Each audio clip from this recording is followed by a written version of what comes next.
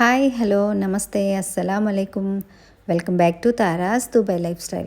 ఈరోజు నేను మీతో షేర్ చేసుకుంటున్న రెసిపీ గోంగూర పచ్చి రొయ్యలు. ఇది ఒక మంచి కాంబినేషన్. టేస్ట్ మాత్రం సూపర్గా ఉంటుంది. ఒక్కొక్కరు ఒక్కొక్క విధంగా ప్రిపేర్ చేస్తూ ఉంటారు.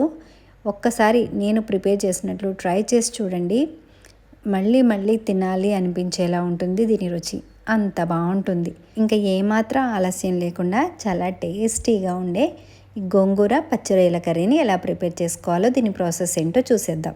ముందుగా 1 కిలో పచ్చి రొయ్యల్ని శుభ్రంగా క్లీన్ చేసుకొని మధ్యలో ఉండే పేగును కూడా తీసేసుకొని 2-3 సార్లు వాష్ చేసుకున్న తర్వాత 1/2 టీ స్పూన్ పసుపు, 1 స్పూన్ సాల్ట్ వేసుకొని శుభ్రంగా 2-3 సార్లు వాష్ చేసుకొని ఈ రొయ్యల్ని పక్కన పెట్టేసుకోవాలి.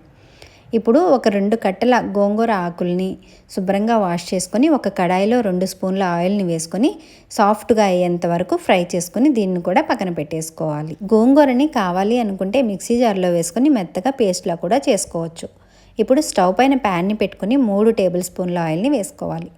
ఆయిల్ హీట్ అయిన తర్వాత సన్నగా చాప్ చేసిన 3 ఆనియన్స్, 3 పచ్చిమిర్చి ముక్కల్ని వేసుకొని 1/2 స్పూన్ సాల్ట్ను కూడా వేసుకొని ఒకసారి బాగా కలుపుకొని మూత పెట్టేసి ఒక 5 నిమిషాలు మీడియం ఫ్లేమ్లో కుక్ చేసుకోవాలి.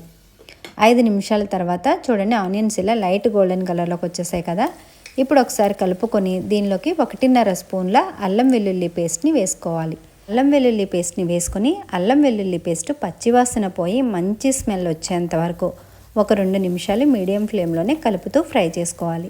ఇవి కాస్త ఫ్రై అయిన తర్వాత ముందుగానే క్లీన్ చేసుకున్న 1 కిలో పచ్చి రొయ్యల్ని వేసుకోవాలి. 1/2 టీ స్పూన్ పసుపు, రుచికి సరిపడేంత సాల్ట్ను కూడా వేసుకొని వీటన్నింటినీ బాగా కలిసేలాగా బాగా కలుపుకోవాలి. ఇలా 1 నిమిషం పాటు ఫ్రై చేసుకున్న తర్వాత మూత పెట్టేసి ఒక 5 నిమిషాలు మీడియం ఫ్లేమ్లో కుక్ చేసుకోవాలి. ఇలా కుక్ చేసుకోవడం వల్ల ప్రాన్స్లో ఉండే ఎక్స్ట్రా వాటర్ అంతా వచ్చి ప్రాన్స్ సాఫ్ట్గా మెత్తగా ఉడికిపోతుంది. ఇప్పుడు ఒకసారి కలుపుకొని 1.5 స్పూన్ల కారం, 1 teaspoon garam masala, 1 teaspoon ధనియా పౌడర్ని కూడా వేసుకొని వీటన్నింటినీ 1 నిమిషం పాటు బాగా కలుపుతూ ఫ్రై చేసుకోవాలి. ఇలా ఫ్రై చేసుకున్న దీనిలోకి 1 గ్లాస్ వాటర్ని వేసుకోవాలి. ప్రాన్స్ కనుక సైజు పెద్దవే అయితే కనుక 1 గ్లాస్ వాటర్ని వేసుకోండి. మీడియం సైజ్ అయితే 1/2 గ్లాస్ వాటర్ వేసుకొని ఒకసారి బాగా కలుపుకొని మూత పెట్టేసి మీడియం ఫ్లేమ్లో ఒక 10 నిమిషాలు కుక్ చేసుకోవాలి. 10 నిమిషాల తర్వాత చూడండి ఆయిల్ సపరేట్ అయిపోయింది కదా. ఈ పచ్చి రొయ్య కూడా బాగా ఉడికిపోయింది. ఇప్పుడు ఒకసారి కలుపుకొని దీనిలోకి ముందుగానే ఫ్రై చేసుకుని పేస్ట్ చేసుకున్న ఈ గోంగూర పేస్ట్ మొత్తాన్ని వేసేసుకోవాలి. మీరు తీసుకున్న గోంగూర పుల్లని గోంగూర అయితే కిలో పచ్చి రొయ్యలకి పర్ఫెక్ట్గా 2 కట్టలు సరిపోతుంది. అదే పుల్లని గోంగూర కాకపోతే 3 కట్టల గోంగూరని యాడ్ చేసుకోవాలి. ఇలా గోంగూర పేస్టు పచ్చి రొయ్యలు 2 బాగా కలిసేలాగా బాగా కలుపుకోవాలి. ఇక్కడ వాటర్ కన్సిస్టెన్సీ మీకు సరిపోలేదు, గ్రేవీ థిక్గా అనిపిస్తే 1/2 గ్లాస్ వాటర్ని యాడ్ చేసుకొని బాగా కలుపుకొని ఈ కన్సిస్టెన్సీలోని సాల్ట్ను కూడా అడ్జస్ట్ చేసుకోవాలనుకుంటే అడ్జస్ట్ చేసుకోండి. ఇప్పుడు దీనిలోకి సన్నగా చాప్ చేసిన కొత్తిమీరను కూడా వేసుకొని ఫైనల్గా ఒకసారి కలుపుకొని మూత పెట్టేసి ఒక 5 నిమిషాలు ఈ గోంగూర పులుపు పచ్చి రొయ్యలకి బాగా పట్టేంత వరకు ఒక 5 నిమిషాలు లో ఫ్లేమ్లోనే కుక్ చేసుకోవాలి. 5 నిమిషాల తర్వాత చూడండి ఆయిల్ సపరేట్ అయిపోయింది. గ్రేవీ ఈ కన్సిస్టెన్సీలో ఉంటే సరిపోతుంది. ఇంకాస్త థిక్గా కావాలి అనుకున్న వాళ్ళు ఇంకొక 2 నిమిషాలు లో ఫ్లేమ్లోనే కుక్ చేసుకోవాలి.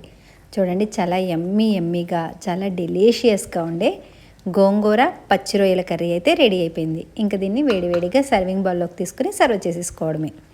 నేను చేసిన ఈ గోంగూర పచ్చి రొయ్యల కర్రీ మీకు ఎలా అనిపించిందో కామెంట్ చేయండి. నేను చేసిన ఈ రెసిపీని లైక్ చేయండి. అలాగే మీ ఫ్రెండ్స్ అండ్ ఫ్యామిలీతో షేర్ చేసుకోండి. ఇలాంటి మరిన్ని రెసిపీస్ కోసం నా ఛానల్ని తప్పకుండా సబ్స్క్రైబ్ చేసుకోండి. Thank you for watching. Allah Hafeez.